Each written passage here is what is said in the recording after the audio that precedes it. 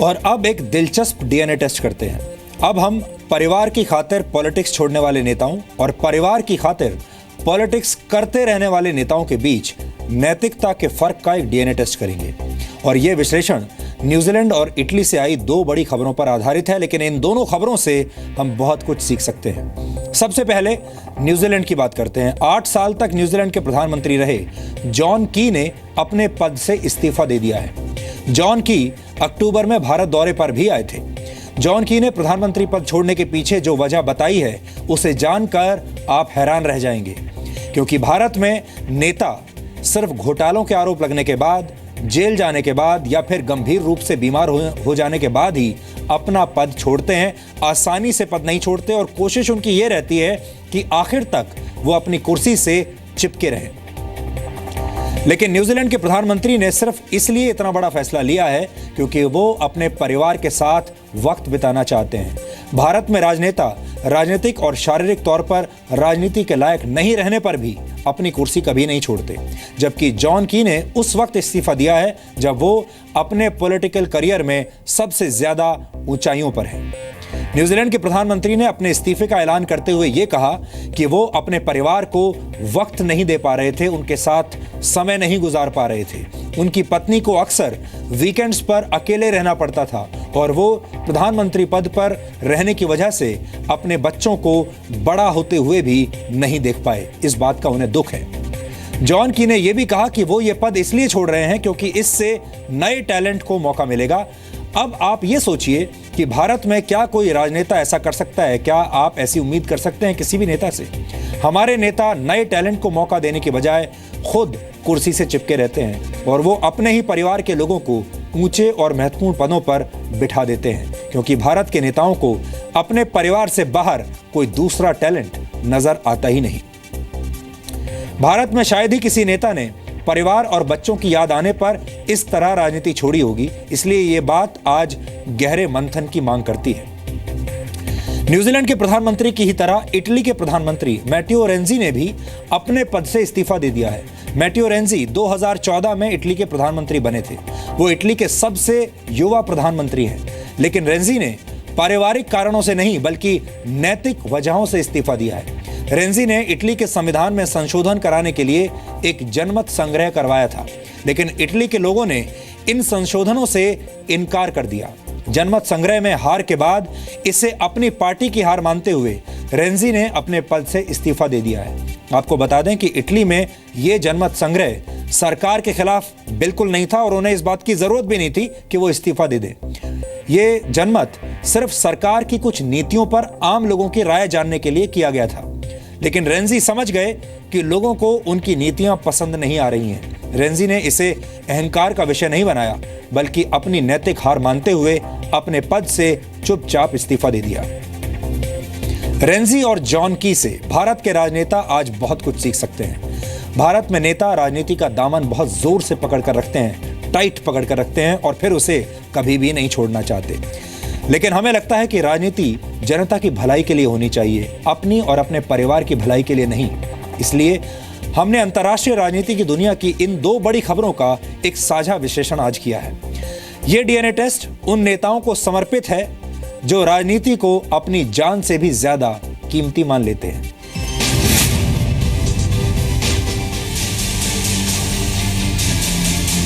भारत में सियासी पदों पर विराजमान नेता कुर्सी से चिपक कर बैठ जाते हैं और फिर उसे कभी नहीं छोड़ना चाहते। वो कुर्सी छोड़ते भी हैं तो अपने बेटे बेटी, पोता पोती या भतीजे भतीजी को उस पर बिठाकर।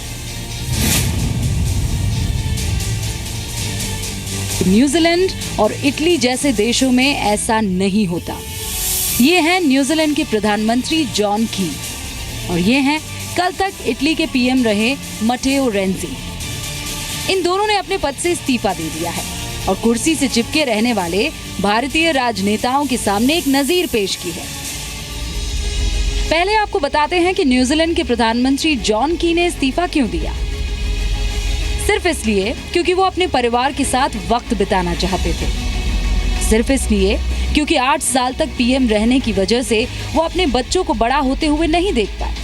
सिर्फ इसलिए क्योंकि उनकी पत्नी को कई त्योहार उनके बगैर मनाने पड़े थे। Come at quite some sacrifice for the people who are dearest to me, my family. For my wife Brona, there have been many nights and weekends spent alone, many occasions that were important to her that I simply could not attend. My daughter Steffi and my son Max have transitioned from teenagers to young adults while coping with an extraordinary level of intrusion and pressure because of their father's job. I thank them for their tolerance. Brona and I are immensely proud of them. John की पर ना तो किसी घोटाले का आरोप था, ना कोई राजनीतिक मजबूरी और ना ही पद छोड़ने का कोई दबाव। लेकिन 8 वर्षों से देश चलाने की जिम्मेदारी ने जॉन की को अपने परिवार से दूर कर दिया था। लेकिन भारत में नेता राजनीति छोड़कर परिवार नहीं संभालते, बल्कि परिवार को ही राजनीति संभालने के लिए दे देते हैं। अपने इस्तीफे का ऐलान करते हुए न्यूजीलैंड के प्रधानमंत्री ने कहा कि वो नए लोगों को मौका देना चाहते हैं। Whoever the leader is, inevitably is probably going to have a different style from me, but that's one of the good things. Every leader brings their own different way of doing things and their own nuances and their own perception of different priorities. And that's what gives the government a chance to win a 4th term and a 5th term, that when we go into the election, that people see them as, you know, a little fresh, a little different, a little more interesting.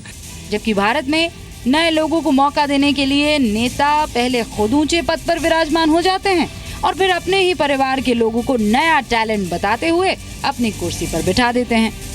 जबकि New Zealand के प्रधानमंत्री John की पत्नी बर्नो ने ही उन्हें कई बार राजनीति छोड़ने की सलाह दी थी। जॉन के बेटे एक डीजे हैं, पिता की राजनीति से दूर रहते हैं।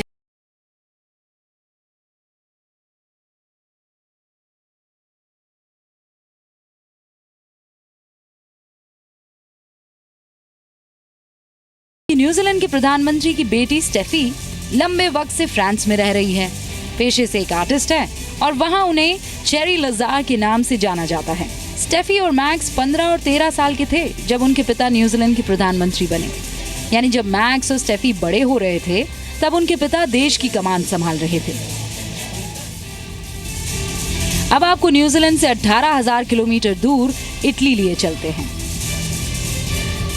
यह 2014 में इटली के सबसे युवा प्रधानमंत्री के तौर पर चुने गए मटेओ रेंजी। रेंजी 39 साल की उम्र में इटली के प्रधानमंत्री चुने गए थे। रेंजी ने सत्ता में आने के बाद संविधान संशोधन की कोशिश की और एक ऐसे ही संशोधन को लेकर कराए गए जनमत संग्रह में रेंजी हार गए।